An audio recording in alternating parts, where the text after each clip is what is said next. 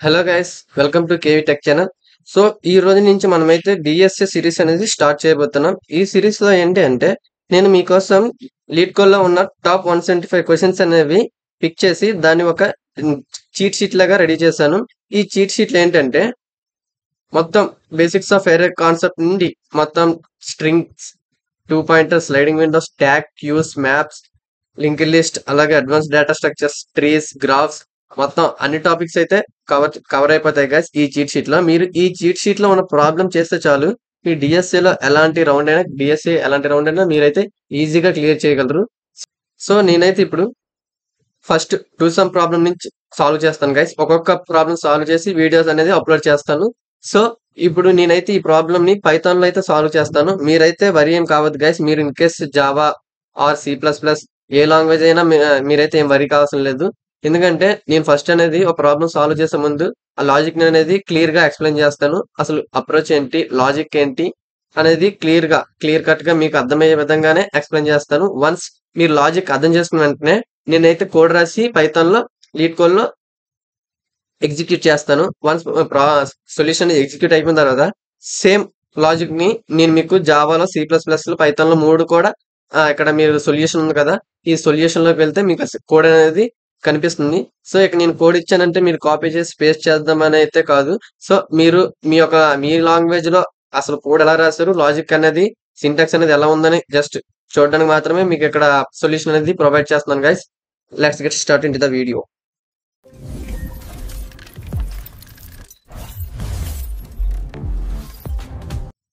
So ఇప్పుడు మన first problem 2 some కదా. మీరు ఈ 2 సమ్ మీద క్లిక్ చేసిన వెంటనే మీకు ప్రాబ్లం అనేది రీడైరెక్ట్ అవుతుంది గైస్. ఇక్కడ మీరు ప్రాబ్లం చూస్తే given an array of integer nums and an integer target, return indices of the two numbers such that the key add up to target. అంటే మీకు ఇక్కడ ఒక ఎరే అయితే ఇస్తాడు, ఈ తర్వాత ఒక ఇంటిజర్ నెంబర్ అనేది ఇస్తాడు. సో ఈ టార్గెట్ అనేది నెంబర్ ఇచ్చాడు కదా, ఈ టార్గెట్ కి ఈక్వల్ అవ్వాలంటే ఈ ఎరేలో ఏ 2 నెంబర్స్ కలిపితే ఈక్వల్ అవుతుందో ఆ 2 నెంబర్స్ యొక్క ఇండిసెస్ ని మనం రిటర్న్ చేయాలి గైస్. సో మీకైతే ఇంకా క్లియర్ గా ఎక్స్ప్లెయిన్ చేస్తాను.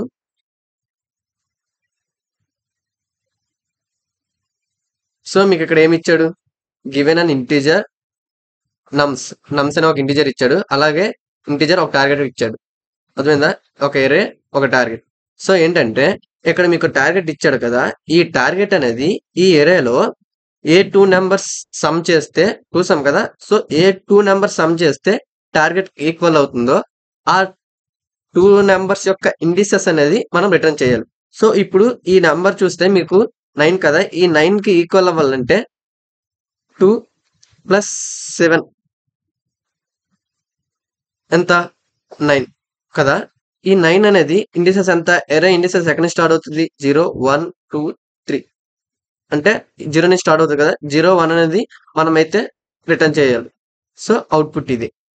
అర్థమైంది కదా గైస్ క్వశ్చన్. అలాగే నెక్స్ట్ ఇన్పుట్ చూసుకుంటే టార్గెట్ ఎంత ఇచ్చాడు, 3 6. టార్గెట్ ఎంత, 6. సో ఇచ్చిన ఎరే ఏంటి, 3 2 4. సో ఈ 6 కి ఈక్వల్ అవ్వాలంటే 4 + 2 ఎంత, 6. దీని ఇండిసెస్ ఎంత, 0 1 2 అంటే ఏంటి, 1 2 రిటర్న్ చేయాలి గైస్. ప్రాబ్లం అయితే అర్థమైంది అనుకుంటున్నాను. అంటే వాడు ఏ ఎరే ఇచ్చినా ఒక టార్గెట్ ఇస్తాడు, ఈ టార్గెట్ నెంబర్ ఈక్వల్ అవ్వాలంటే ఈ ఎరేలో ఏ 2 నెంబర్స్ ని యాడ్ చేస్తే ఎరేకి ఈక్వల్ అవుతుందో ఆ 2 నెంబర్స్ ని మనం రిటర్న్ అయితే చేయాలి గైస్. అర్థమైంది కదా ప్రాబ్లం. అలాగే మీరు ప్రాబ్లంని సాల్వ్ చేసే ముందు అసలు అప్రోచ్ ఎలాగా, అంటే టైం కాంప్లెక్సిటీ ఎంతతో ఈ ప్రాబ్లం సాల్వ్ చేయొచ్చో మీకు ఎక్స్ప్లెయిన్ చేస్తాను గైస్.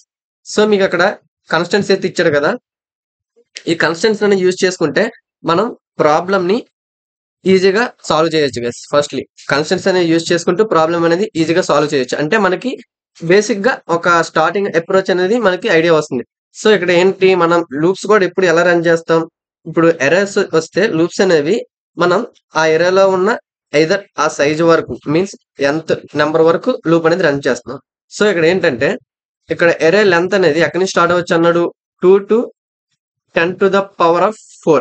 అంటే ఎరే సైజ్ అనేది మినిమం 2 నెంబర్స్ ఉండొచ్చు. అలాగే మాక్సిమం 10⁴ సైజ్ అనేది ఉండొచ్చు గైస్. అర్థమైందా? సో మనం ఒక ప్రాబ్లం అప్రోచ్ రాసే ముందు ఈ కన్స్టెంట్స్ యూజ్ చేస్తే మన అప్రోచ్ అనేది ఇంకా వేగంగా అయితే వచ్చేస్తుంది గైస్. ఎలాగంటే ఇప్పుడు ఒక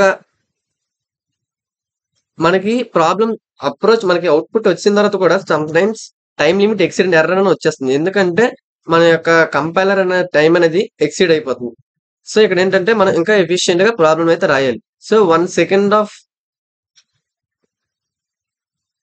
ప్రాబ్లం 1 సెకండ్ లో రన్ అవ్వాలంటే 10⁻⁹ నానో సెకండ్స్ లో కోడ్ అనేది ఎగ్జిక్యూట్ అవ్వాలి.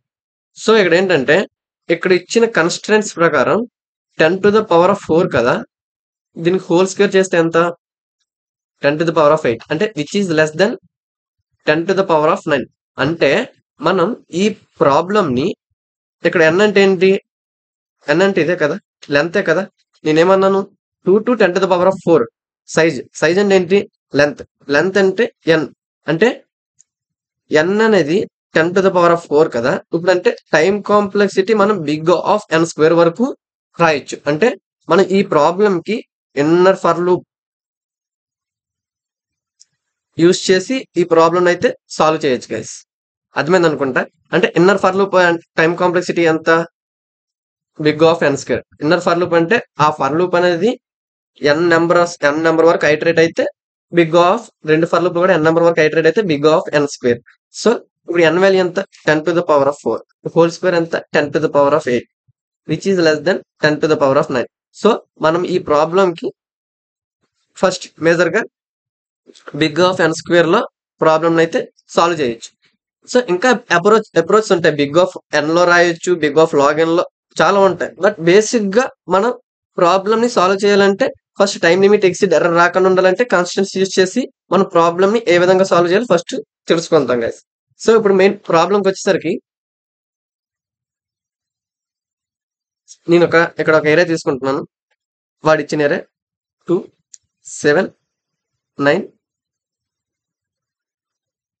2, 7, సారీ గైస్,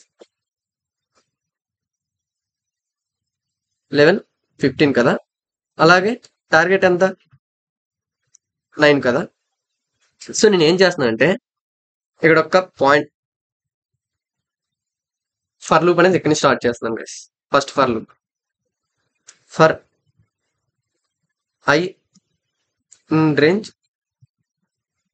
ఇక్కడ 0 ఇండెక్స్ నుంచి ఎంతవరకు? Length of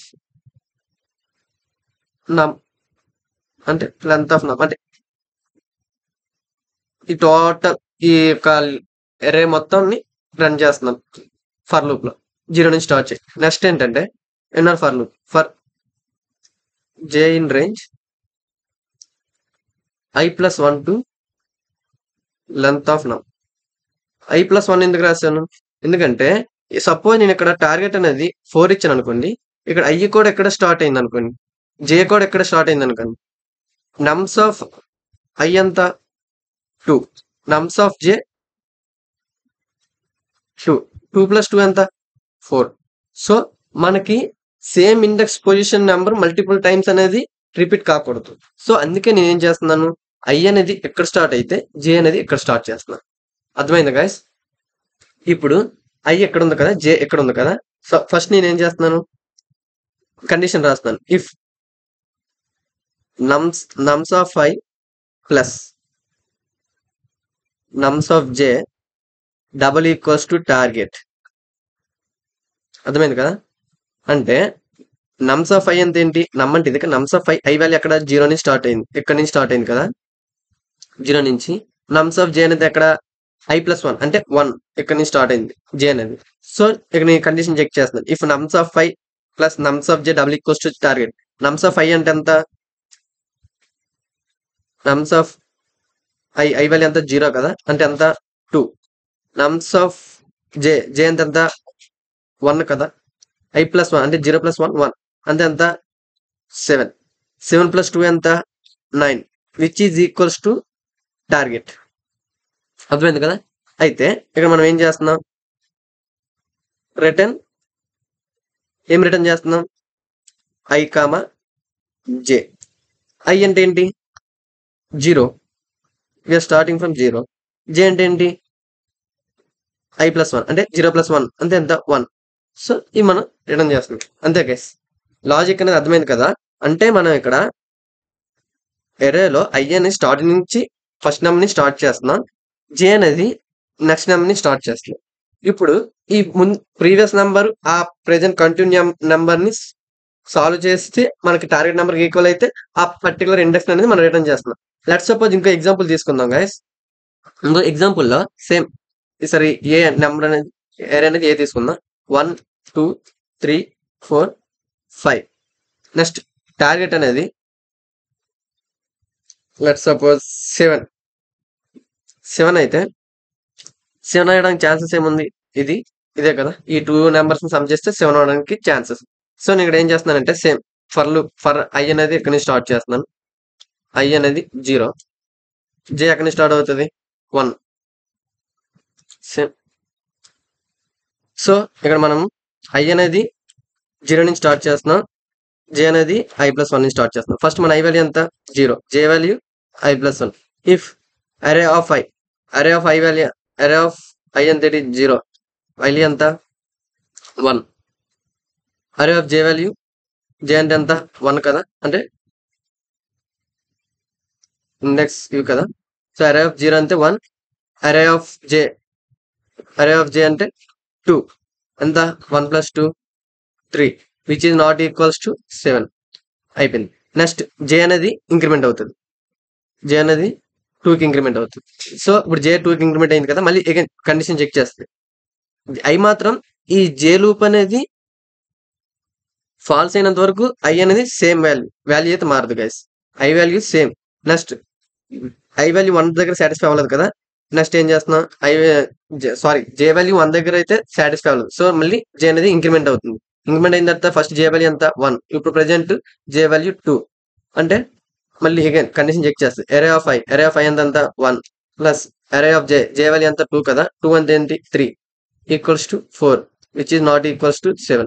next J value అనేది 3కి అప్డేట్ అవుతుంది.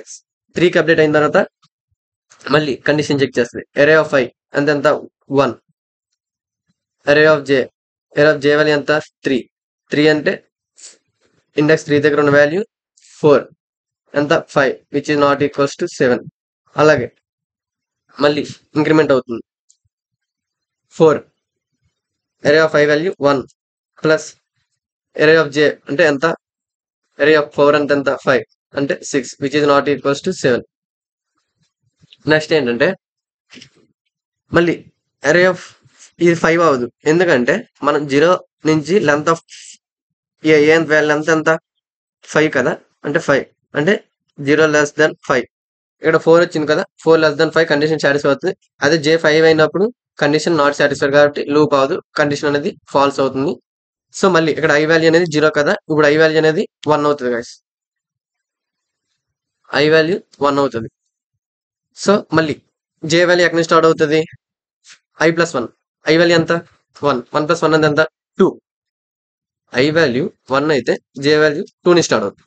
సో అరే ఆఫ్ 1 ఎంత?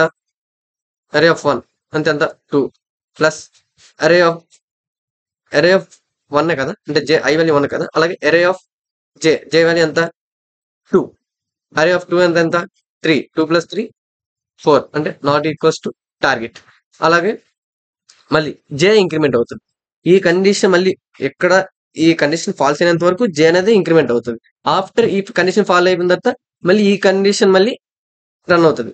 ఇది ఫర్ లూప్ యొక్క ప్రొసీజర్ గైస్. ఏంటంటే ఇప్పుడు జే వాల్యూ నెక్స్ట్ 3కి ఇంక్రిమెంట్ అవుతుంది. అంటే ఎంత? 4 అంటే 3కి ఇంక్రిమెంట్ అవుతుంది కదా.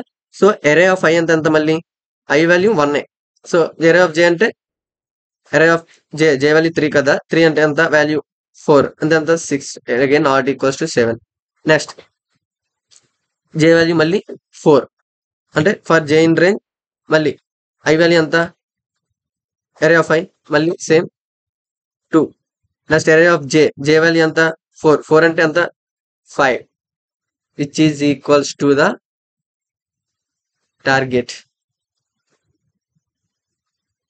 సో ఇక్కడ మీకు యాక్చువల్గా మీకు ముందే ఏం చెప్పాను గైస్, ప్రాబ్లంలో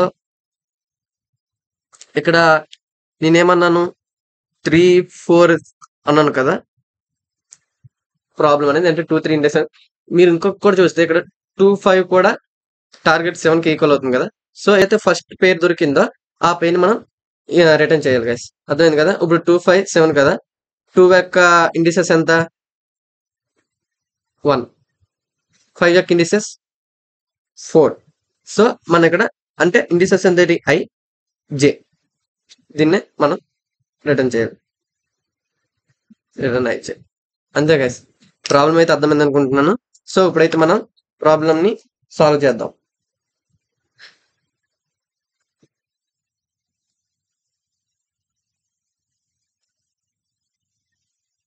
సో ఫస్ట్ ఏంటంటే ఫర్ I ఇన్ రేంజ్ ఎక్కడి నుంచి అన్నాను 0 నుంచి లెంత్ ఆఫ్ నమ్స్ వరకు. For next for loop for J in range ఎక్కడి నుంచి అన్నాను I+1 నుంచి లెంత్ ఆఫ్ నమ్స్. సో ఇక్కడ ఏంటంటే condition if నమ్స్ of I plus నమ్స్ of J double equals to target అయితే రిటర్న్ I, J. రన్ చేద్దాం గైస్. ఓకే, టెస్ట్ కేసెస్ అనేవి pass అయిపోయాయి. సో ఇప్పుడు మనం సబ్మిట్ చేద్దాం.